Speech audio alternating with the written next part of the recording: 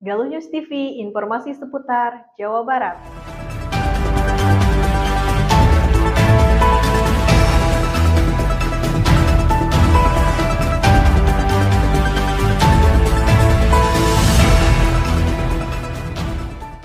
Amin ya Allah ya Rabbal Alamin. Bapak Pemerintah Kabupaten Ciamis melalui Satuan Polisi Pamong Praja bersama Kantor Pengawasan dan Pelayanan Bea dan Cukai Tasikmalaya menyelenggarakan sosialisasi peraturan perundang-undangan di bidang cukai hasil tembakau dengan fokus utama pada isu rokok ilegal. Kegiatan ini dibuka langsung oleh PJ Bupati Ciamis Engku Sutisna yang dilaksanakan secara daring dan luring berpusat di Aula PKK Ciamis 26 September 2024 dan dihadiri oleh berbagai unsur masyarakat termasuk pengusaha, pedagang, unsur pemerintah, dan media. Mengendalikan konsumsi terhadap suatu barang. Di Indonesia, barang yang konsumsinya perlu dikendalikan peredarannya perlu diawasi, makanya dapat menimbulkan dampak negatif bagi lingkungan. Maka dibebankan pemerintah negara demi keadilan dan keseimbangan, salah satunya adalah produk hasil tembakau atau rokok. Dalam sambutannya, Engku Sutisna menjelaskan bahwa cukai bukan hanya sekedar pungutan negara, melainkan juga merupakan instrumen fiskal penting yang berfungsi tidak hanya sebagai sumber pendapatan negara, tetapi juga sebagai alat untuk mengendalikan konsumsi barang, terutama rokok. Mengacu pada data Survei Kesehatan Indonesia tahun 2023 yang dikeluarkan oleh Kementerian Kesehatan, jumlah perokok aktif di Indonesia diperkirakan mencapai 70 juta orang, dengan 7,4% diantaranya berusia antara 10 hingga 18 tahun. Ini harus menjadi perhatian kita semua dalam mempersiapkan generasi emas Indonesia tahun 2025 dengan sumber daya manusia yang unggul dan berkualitas. Ia menyerukan kerjasama masyarakat dalam memerangi peredaran rokok ilegal dengan cara menolak konsumsi rokok ilegal dan melaporkannya kepada pihak berwenang. Dengan sosialisasi ini diharapkan masyarakat dapat lebih memahami peraturan perundang-undangan di bidang cukai serta dampak dari konsumsi rokok ilegal sehingga tercipta lingkungan yang lebih sehat dan aman. Hal senada dikatakan Kepala Satpol PP Ciamis Uga Yugaswara menyampaikan sosialisasi ini bagian dari upaya untuk mengurangi peredaran rokok ilegal di daerah. Sosialisasi ini akan dilanjutkan di 3 wilayah eks-Kawedanaan disertai operasi pasar di beberapa kecamatan. Edukasi juga akan dilakukan melalui media digital seperti webinar, YouTube, dan radio.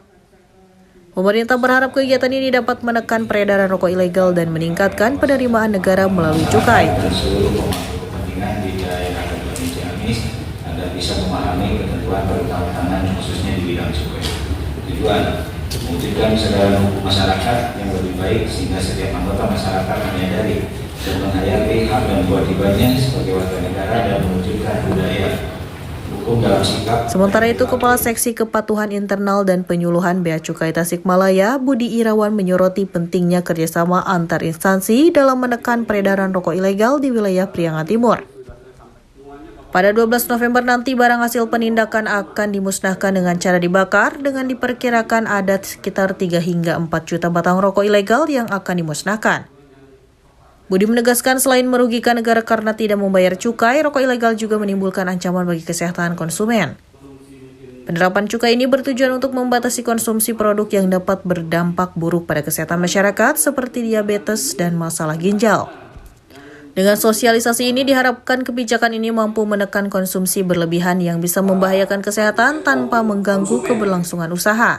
Dari kami, Bea Cukai selaku pelaksana Undang-Undang Nomor 39 Tahun 2007 tentang cukai, tentu bekerjasama dengan pemerintah daerah, khususnya Satpol PP dalam rangka penegakan hukum. Ini mulai dari Garut sampai ke Pangandaran ya, ini seluruh Priangan Timur.